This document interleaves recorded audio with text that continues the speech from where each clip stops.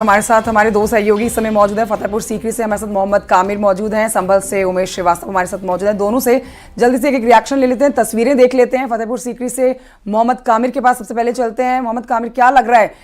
9 बजे तक हमने जो मतदान प्रतिशत दिखाया वो 10 से 13% के बीच में रहा। अब 2 घंटे और आगे बीत चुके हैं तो जाहिर तौर पर मतदान प्रतिशत भी बढ़ा होगा। क्या लग रहा है, तस्वीरें और बेहतर आती हुई नजर आ रही हैं? मतलब मतदान करने के लिए भारी संख्या में लोग पहुंच रहे हैं।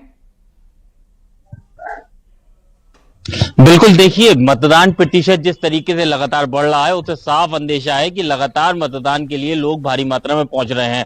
इस समय हम फतेहपुर सीकरी के एक मतदान कैंपस में है। आपको तस्वीर दिखा, दूसरी तरफ चिलचिलाती धूप है तो वहीं उसी के बराबर में लंबी लंबी लाइनों में लगे ये लोग हैं जो अपनी बारी का इंतजार कर रहे हैं और वोट डालेंगे। हालांकि सुबह जब 7 बजे से पहले ही बूथों के बाहर ही लंबी लंबी लाइन लग गई थी, ये लोग वोट डालने के लिए समय से पहले ही पहुंच चुके थे। लेकिन जिस तरीके से लगातार अंदेशा ये लगाया जा रहा था कि जिस तरीके से लगातार धूप बढ़ती जाएगी तो वोटिंग परसेंटेज कम होता जाएगा।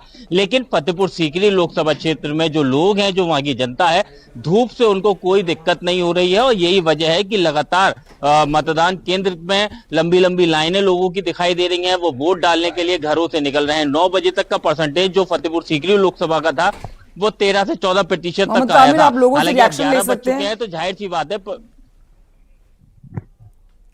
जी बिल्कुल, देखिए ये वो लोग हैं जो वोट डालने के लिए आए हैं, उनसे भी हम सीधे डायरेक्ट बात करेंगे। सर, आप बताइएगा, वोट डालने के लिए आए हैं, किन मुद्दों को लेकर वोटिंग कर रहे हैं? विकास के मुद्दों को लेकर। और क्या खास रहा इस बार फतेहपुर सीकरी में? पिछले 10 सालों में कुछ खास रहा? पानी की बड़ी समस्या थी, वो समाप्त कुछ हद तक तो हुई है। शांति व्यवस्था है, कानून व्यवस्था सही है। आप बताइए सर, किन मुद्दों को लेकर वोटिंग करने आए हैं और अब आप वोट डालेंगे? सबसे बड़ा देश के लिए आप देश की सरकार को चुनेंगे क्या? देश की सरकार को, विकास के मुद्दे को लेकर। देखिए और भी लोग हैं, उनसे भी हम बात करेंगे। आप बताइएगा, क्या आप एक नौजवान हैं और किन मुद्दों को लेकर आप इस बार सांसद चुनने जा रहे हैं? विकास के लिए चुनने जा रहे हैं। हमें रोजगार की जरूरत है, रोजगार चाहिए, इसलिए हम विकास की जरूरत चाहते हैं।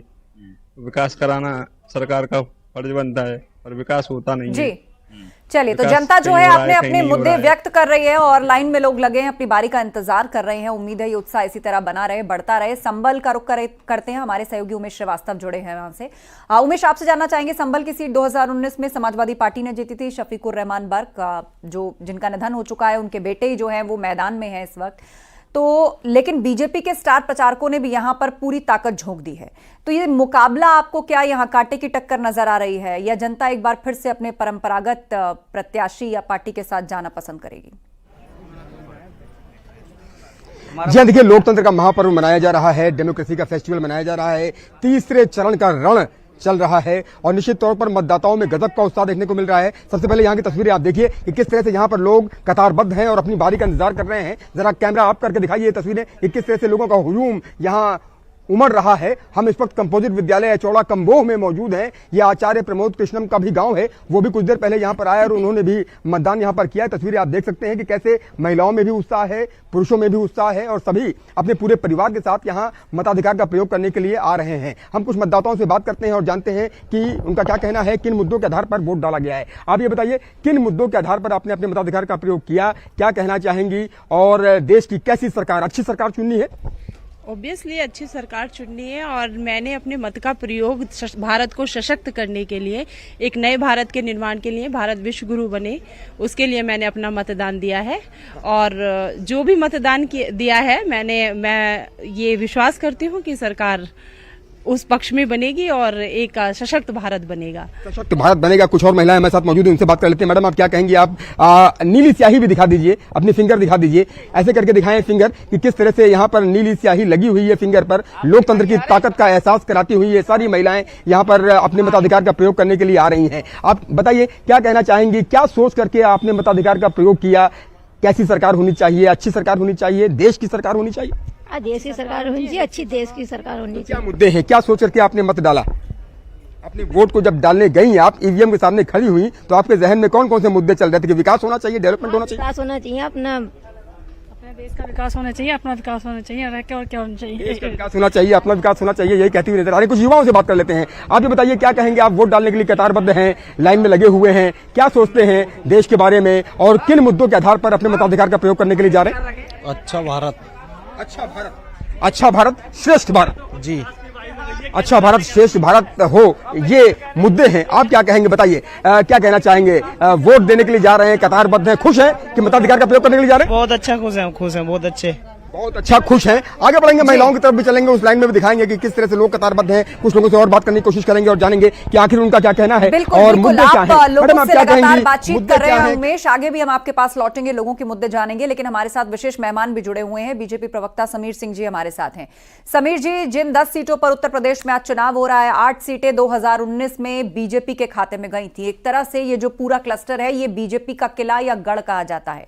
अब जोर तीसरे चरण का है, तो ऐसे में कितने आत्मविश्वास से भरे हैं आप लोग? क्योंकि तीसरे चरण में हमने देखा जनता के मुद्दों से ज्यादा जिक्र मुस्लिम लीग का हुआ, वोट जिहाद का हुआ, तुष्टीकरण का हुआ। नहीं, देखिए आस्था जी, दो बातें कहेंगे। एक तो आज जो चुनाव हो रहा, वो 10 सीटों पर जो चुनाव हो रहा, उसमें यादव परिवार भी लड़ रहा है और उस यादव परिवार की पराजय बुरी तरह सुनिश्चित है। आज जिस प्रकार से रामगोपाल यादव ने अयोध्या का अपमान किया, इसके पहले अखिलेश यादव ने भी कई बार अपमान किया, चाहे वो आतंकवादियों का मुकदमा वापस लिया हो, कार सेवकों पर गोली चलाना हो, काशी विश्वनाथ कॉरिडोर का अपमान करना रहा हो, और समाजवादी पार्टी निरंतर हाशिए पर है। और जिस प्रकार से कैंडिडेटों का अदला बदली हुई, आज अखिलेश यादव अपने घर से बाहर नहीं निकल पा रहे हैं। परिवार के 5 यादव उनके प्रत्याशी हैं, डिम्पल यादव, अक्षय यादव, आदित्य यादव, अखिलेश यादव, धर्मेंद्र यादव। परिवार से बाहर के यादव पर भी उनको भरोसा नहीं है। तो कहीं ना कहीं ये जो 10 सीटें हैं, इसमें बड़ा वोट बैंक पिछड़ों का है, दलितों का है। और आज उत्तर प्रदेश का पिछड़ा और दलित, ठीक है सर, सर्व समाज भारतीय जनता पार्टी के साथ है। और मैं कह सकता हूं, मोदी जी और योगी जी के काम जो गरीब कल्याण के हुए हैं, जो सुशासन के हुए हैं, जो कानून व्यवस्था के लिए हुए हैं, उन सब पे आज जनता मुहर लगा रही है। और अभी आपके संवाददाता वोटिंग प्रक्रिया जब दिखा रहे थे मतदाताओं, लेकिन इस बार उम्मीदें ये हैं विजय उपाध्याय जी के मतदान जो हो इस थर्ड फेज का, वो पहले चरण और दूसरे चरण से बढ़कर हो। क्योंकि पहले चरण का जो मतदान था वो कुछ 57% रहा, दूसरे चरण में मतदान गिर गया प्रतिशत, कुछ 53% हो गया। क्या लग रहा है आपको, थर्ड फेज से कितनी उम्मीदें? आपका विश्लेषण क्या कहता है कि कितना मतदान थर्ड फेज में होने वाला है?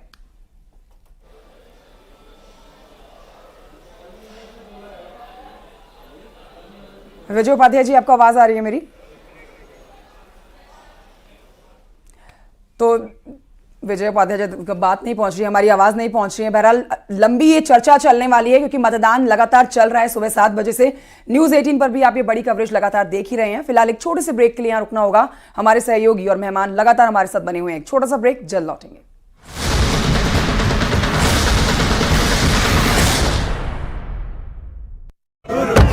इसके रिजल्ट पे नजर डालें तो संभल और मैनपुरी को छोड़कर ये दोनों समाजवादी पार्टी के खाते में गई थी और एक तरह से इनको गढ़ कहा जाता है। लेकिन पूर्व में इस गढ़ की परिभाषा को बीजेपी ने बदला है, चाहे वो आजमगढ़ की बात हो, रामपुर की बात हो। इस बार भी 2 गढ़ है, एक तरफ मैनपुरी और दूसरी तरफ संभल। बाकी की सीटें बीजेपी के पास थी। तो इन दोनों के लिए भी क्या आप उतने ही आत्मविश्वास से बात कह पाएंगे? क्योंकि मैनपुरी में उपचुनाव को ज्यादा वक्त नहीं हुआ। 2019 में जिन सीटों पे हमको पराजय मिली थी, पिछले 2.5-3 साल से हम उस पर काम कर रहे थे। लोकसभा प्रभारी, लोकसभा संयोजक और केंद्रीय मंत्रियों तक लगाया गया है कि वहां हम लोग जीत दर्ज करें। तो उस पे हमारे बूथ अध्यक्ष से लेके और सभी लोगों ने काम किया है। और जिस तरीके से डबल इंजन की सरकार ने काम किया है, मैनपुरी और जो जहां हमारे सांसद नहीं थे, वहां की जनता को लगता है कि अगर हमने भारतीय जनता पार्टी के सांसद को जिताया होता तो विकास का स्वरूप कुछ और जरूर अच्छा रहा होता। अब उनको अगल बगल की सीटों को देखने के बाद जो 19 में कमी रह गई थी वो पूरा करेंगे, ऐसा हमें विश्वास है। और जनता के मत और आशीर्वाद से विश्वास है कि ये संभल, मैनपुरी सहित 10 सीटें जीतेंगे। और आस्था जी, एक विशेष बात और है कि जो तीसरा चरण है, इस चरण में पूरे देश में जो चुनाव हो रहा है, ये ऐसा चरण था पिछले 2019 के चुनाव में जहां हमको लगभग 90% से ज्यादा सीटों पर विजय मिली थी।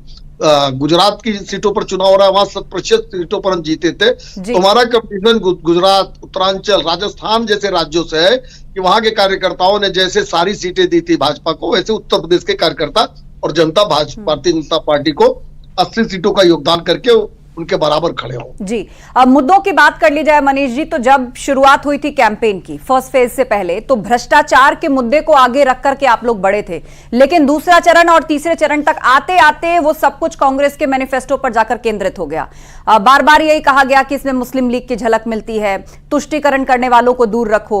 तो क्या लग रहा है अब चुनाव एक तरीके से मिड फेज में जा रहा है और जिन मुद्दों से आप लोगों ने शुरुआत की थी, अब कहीं ना कहीं उसी चुनावी आरोप प्रत्यारोप पर आकर के केंद्रित हो गया, जैसा पूर्व के चुनावों में देखा हमने? देखिए, हम लोगों ने चुनाव शुरू किया है और अंतिम दिन तक वोट तो हम अपनी डबल इंजन की सरकार के रिपोर्ट कार्ड के आधार पर मांगेंगे। जो हमने गांव गरीब किसान के लिए काम किया उसके आधार पर ही हम जनता के बीच जा रहे हैं। लेकिन चूंकि ये चुनाव है और चुनाव के समय में अगर कोई दल, कांग्रेस जैसा कोई दल अपने मैनिफेस्टो में साफ साफ लिखता कि बहुसंख्यकवाद का हम विरोध करेंगे, हम सर्वे कराएंगे। इंडी गठबंधन के नेता फारूक अब्दुल्ला कहते हैं कि पाकिस्तान कोई कमजोर तो नहीं है। मनीष जी, आपसे आगे भी चर्चा करेंगे। फिलहाल हमारे सहयोगी एटा चलते हैं जहां से अमित गंजू हमारे साथ मौजूद हैं, उनसे जल्दी से एक रिएक्शन ले लेते हैं, क्योंकि जिस पोलिंग बूथ पर वो मौजूद हैं वहां से जो तस्वीरें आ रही हैं उनको देख के लग रहा है कि भारी संख्या में लोग जो है मतदान करने के लिए पहुंचे हुए हैं। अमित गंजू, किस तरह का मतदान करने के दौरान लोगों में आपको उत्साह नजर आ रहा है? आज तो प्रधानमंत्री नरेंद्र मोदी भी मतदान कर रहे हैं, तो ये भी एक उत्साहपूर्वक तस्वीर है लोगों के लिए मतदान करने के लिए। देखिए कंचन जी, मैं आपको बताना चाहूंगा कि जिस पोलिंग सेंटर पे हम खड़े हैं वो आर्य कन्या इंटर वाले है, और इसमें सबसे बड़ी बात यह है कि अभी तक 32% तक इसमें वोट पड़ चुका है। हमारे साथ बीएलओ मैम, आप जिस जगह हैं उसमें कितने वोट अभी हैं और कितने वोट का? हमारे 1009 वोटर हैं, उसमें से 300 करीब वोट पड़ चुके हैं। अच्छा। हाँ, और अच्छा चल रहा है वोटिंग जो है, और 2 बूथ और हैं संग में, उनमें भी अच्छी मतलब 30% पड़ चुके हैं। 2 घंटे में 30% में कह सकते हैं इस बात को? 1000 में अगर हाँ 30% ही मान लीजिए। हाँ, तो आप खुश हैं इससे? हाँ खुश हैं, बहुत। हाँ, सुबह जैसे थोड़ा लो था लेकिन अब भीड़ और बढ़ने लगी। हाँ, भीड़ और बढ़ने लगी, और अच्छे वोटर बड़ा खुश है, वोटर भी खुश है और हम लोगों को भी अच्छा लग रहा है। आप देख सकते हैं कि यहाँ लगभग 3000 वोट है, और 3000 वोट की अगर बात की जाए तो इसमें अलग अलग जो पोलिंग बूथ पे, इसमें एक बूथ पे जो ये बीएलओ, इसमें 1060 के करीब था, 300 के आसपास इसमें वोट पड़ चुके हैं। दूसरे कक्ष की बात की जाए लगभग 225 उसमें पड़ चुके हैं, और तीसरे की बात की जाए तो लगभग ही 200 पड़े। इसमें माना जा रहा है कि लगभग 750 वोट पड़ चुका है 3000 में, जहां कहीं ना कहीं ये चीजें इन लोगों के लिए हर्ष, और ऐसे में लोगों का जोश भी देखा जाता है। और सबसे बड़ी बात यह कि आधी आबादी बढ़ चढ़ के इसमें हिस्सा ले। मैं अपने कैमरामैन से कहूंगा, देखिए अगर हम बुजुर्गों की बात करें, देखिए ये किस तरह सहारे के साथ वोट कास्ट करने यहाँ आए हैं, और आप देख सकते हैं कि हर बाबूजी आपने वोट कास्ट कर दिया? हाँ, कर दिया। चलिए, आपके चेहरे खुशी कुछ करिए, आप बताइए, मैं पूछूंगा नहीं। कैसा लग रहा है अब वोट कास्ट करके? ठीक है, संतुष्ट हैं? बढ़िया है। देखिए, अब जितने लोग हैं ये सब सीनियर सिटीजन्स हैं, और पहले इनको सलाम करना चाहिए कि कैसे अपने घर से सारे काम छोड़कर ये यहाँ वोट कास्ट करने के लिए आए, और ऐसे में देखा जा सकता है कि इनका जोश, इनसे लोगों को इंस्पायर होना चाहिए। और न्यूज 18 बार बार अपील कर रहा है कि वो लोग अभी भी जो घरों में बैठे हैं, धूप का बहाना बता रहे हैं या घर से अभी तक नहीं, वो घर से निकलना चाहिए, इन लोगों से इंस्पायर होना चाहिए और अपने वोट को कास्ट करना चाहिए। क्योंकि जिस प्रकार से 2 फेजेस में वोट के परसेंटेज लो रहा, ऐसा माना जा रहा है कि इस बार ये डिस्ट्रिक्ट, अगर एटा डिस्ट्रिक्ट की बात की जाए तो ये डिस्टिंक्शन लाने के लिए आगे बढ़ रहा है। अभी तक जिन 3 सेंटर्स पे अभी तक न्यूज 18 की टीम पहुंची, उन 3 सेंटर्स में ये तीसरा सेंटर है जहां इस वक्त हम लोग खड़े, और संख्या देखे कहीं से कम होती नहीं दिख रही है। इन सीनियर सिटीजन्स को ना तो वो चिंता। बाबूजी, आपने नाश्ता किया कि पहले वोट डालने आए? अरे खाना खा के आए। खाना खा के आए, चलिए ठीक है। क्या मुद्दे हैं यहाँ, बताइए मुख्य, यहाँ के मुख्य मुद्दे क्या क्या है? सुविधा अच्छी है, सुविधा अच्छी है यहाँ पर। यहाँ के क्या मुद्दे हैं बाबूजी? मुद्दे ही ना है, कोई मुद्दा ना है, चुनाव है, मुद्दा भी नहीं है, कोई प्रत्याशी वोट मांगने नहीं, आप अपनी स्वेच्छा से ही दे रहे हैं वोट। तो बहुत अच्छी बात। कोई नहीं आया, कोई प्रत्याशी नहीं आया, कोई प्रत्याशी नहीं आया, कोई एजेंट भी नहीं आया, कोई एजेंट नहीं आया, बताने आया कि किसको वोट। पहला चुनाव आप ऐसा पहला देख रहा हूँ, पहला अपने जीवन में बीच में